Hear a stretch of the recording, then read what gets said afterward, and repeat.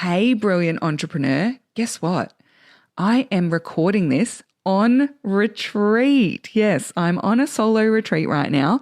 I'm doing it with a friend, but she's working from home this week. So she's doing her thing, I'm doing mine, but I am on an amazing retreat this week. And as part of it, I'm batch recording a bunch of podcast episodes. Woohoo!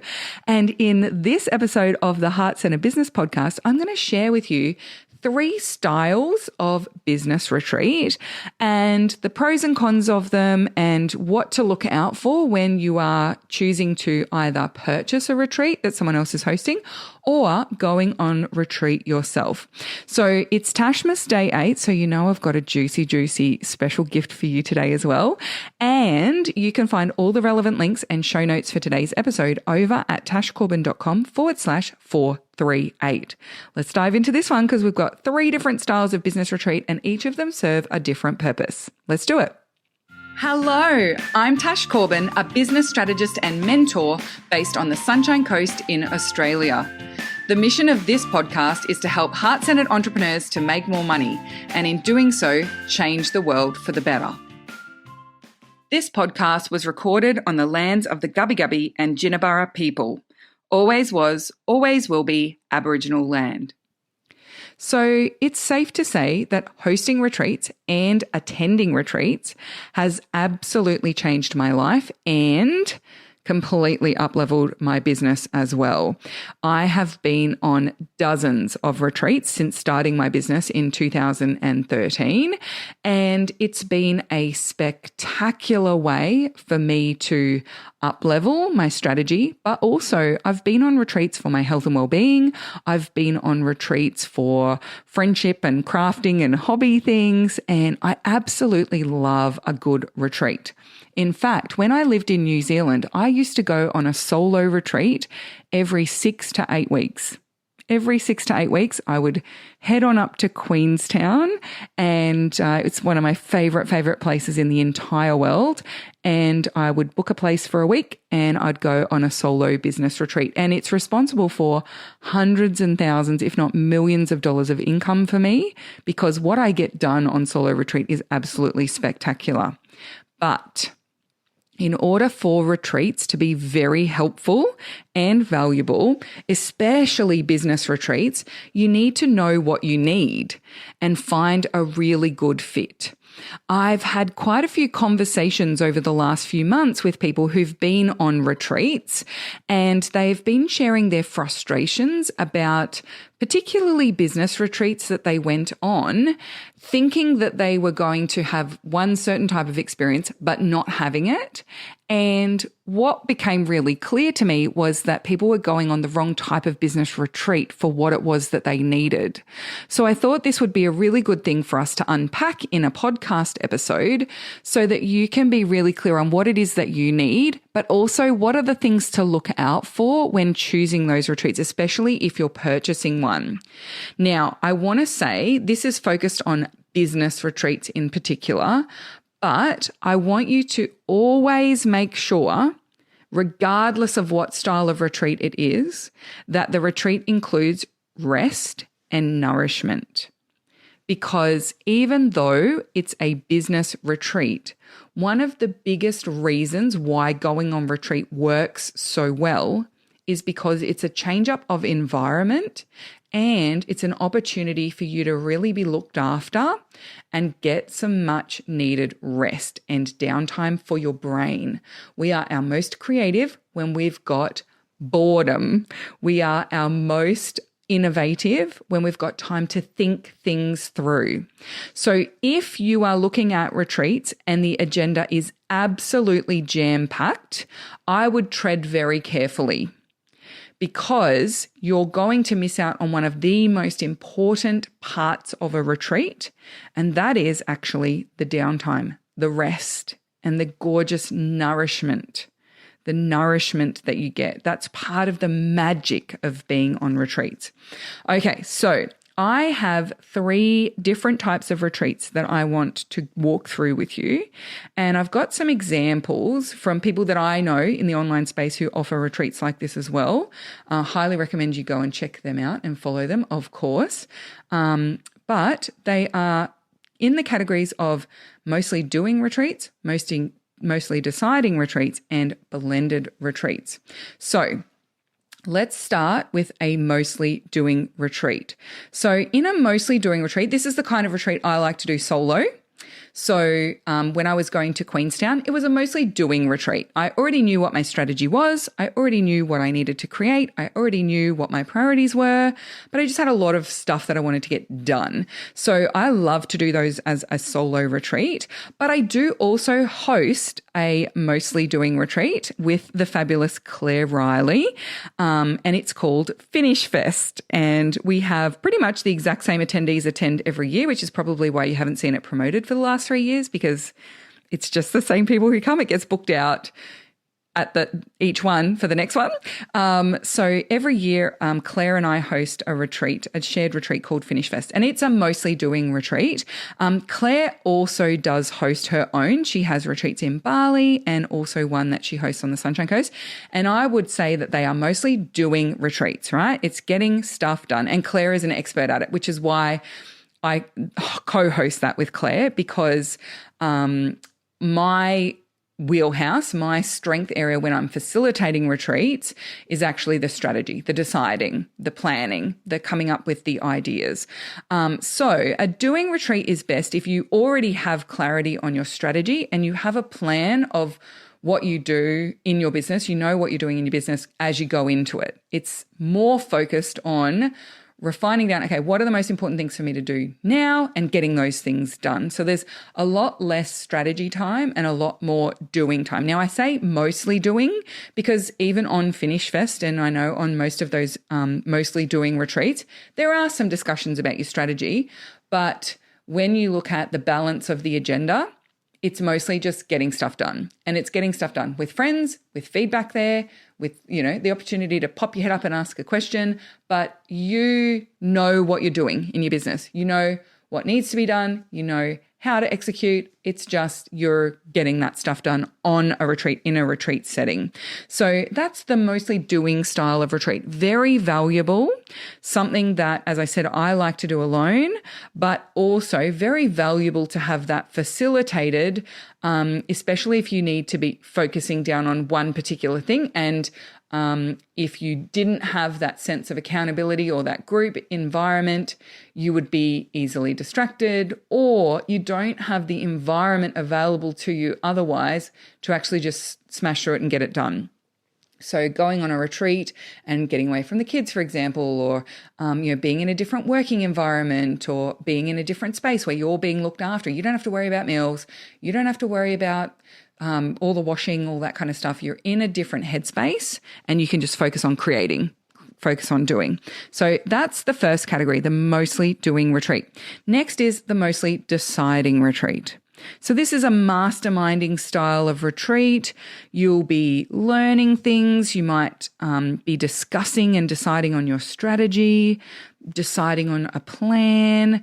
I host these style of retreats for my masterminds and for people who have an existing mastermind. I get hired to come in for existing groups for this quite a bit, where they are a mastermind of 5 or 6 people and they want to go on a retreat together. Well, they'll call me in for a day or for a couple of half days, and I'll help facilitate some learning, some strategy, some planning. So I'm helping to facilitate that deciding phase, that decision making in their business.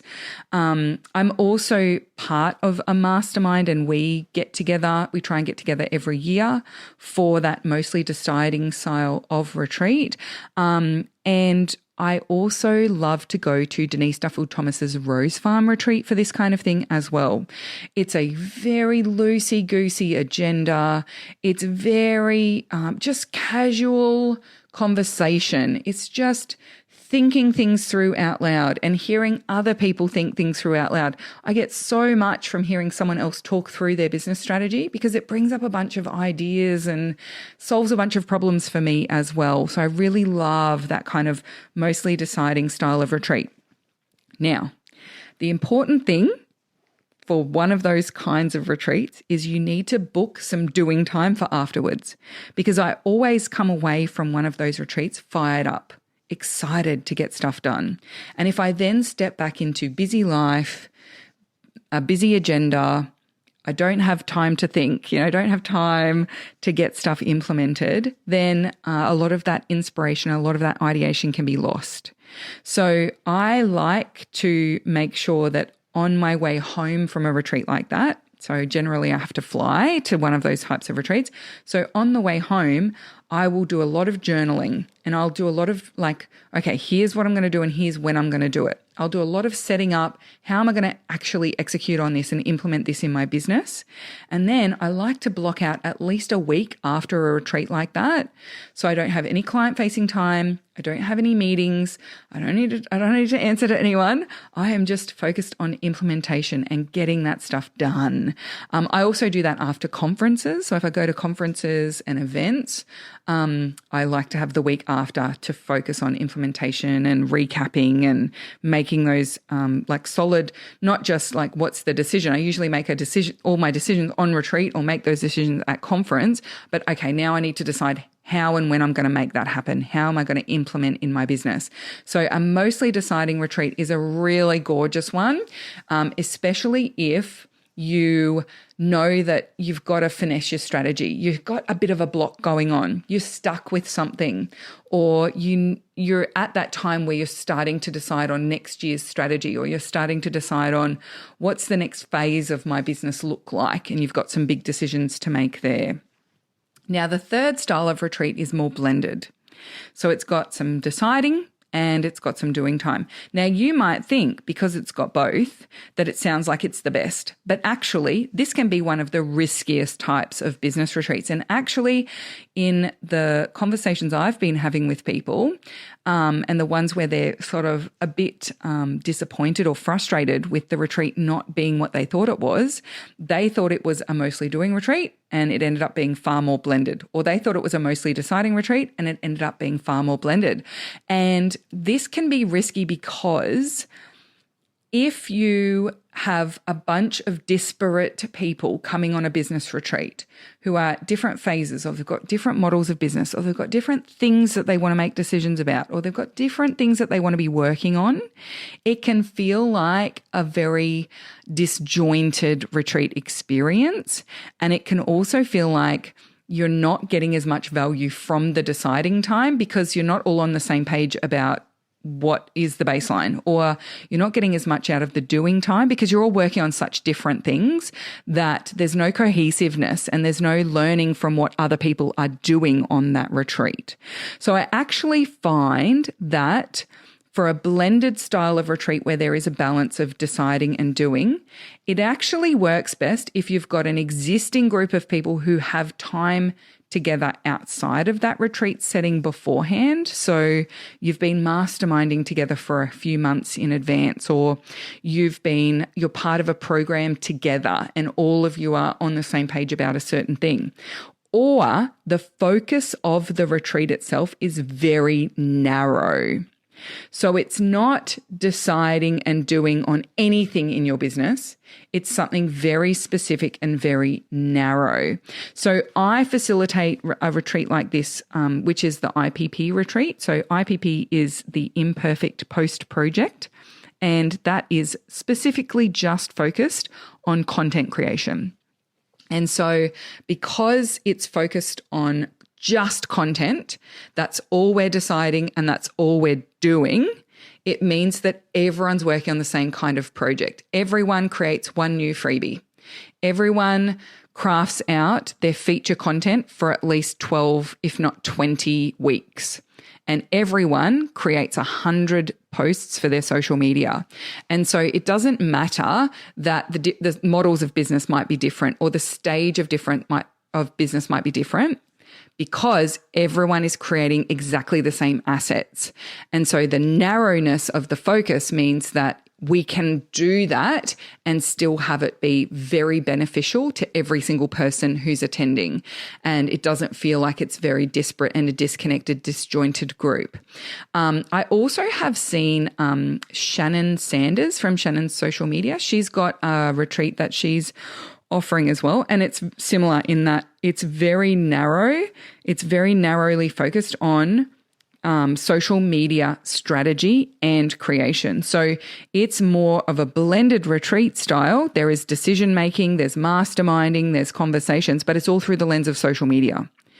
And there's doing time and getting photos and creating content, but only for social media. So the narrow focus means that you can have that kind of blended retreat experience between the doing and the deciding without everyone all having to be at the same level of business, or without everyone having to have the same type of business, or without everyone having to have the same model of marketing in their business.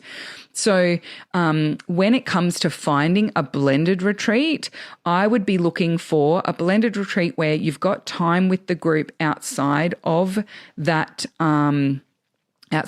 retreat experience, so that you can get to know each other, you can, get on the same page and create that cohesiveness between the group, or you've got a very narrow focus. So it's narrowly focused in terms of what you're working on and what you're making decisions about and doing, or it's very narrowly focused on a certain level of business or a certain strategy in business or a certain breakthrough, like everyone is trying to break through from 75K up to getting over six figures and into multiple six figures really quickly. Or everyone who comes to the retreat is multi-six figure and they're all aiming to have $1 million year next year. Or everyone has an agency model of business, or everyone is in the health and wellbeing space, or, that kind of thing where there's some narrowness to it so that it's not a disparate retreat experience. Now, all of those retreat facilitators out there who are listening along to this may also be having some light bulb moments listening to this podcast episode,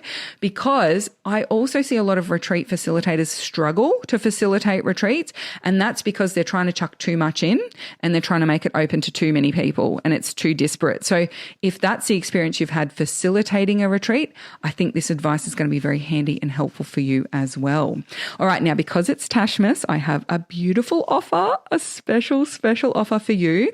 Now, I just want to quickly remind you, we do have the VIP virtual retreats that I offered on day 5 of Tashmas. You can find the details of that over at tashcorbin.com/435 and see what the price is up to for the VIP virtual retreats, and pop a bid in there if you want to come on virtual retreat with me.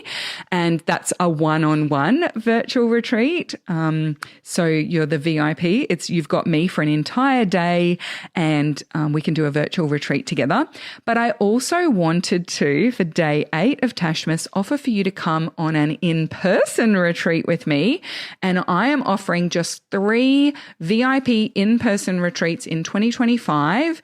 And if you purchase them in Tashmas, you're going to get that for half price. All of the details of these beautiful virtual VIP retreats are available at tashcorbin.com/438. But you're going to want to come and check that one out quickly, because I have a feeling they'll be snapped up very quickly.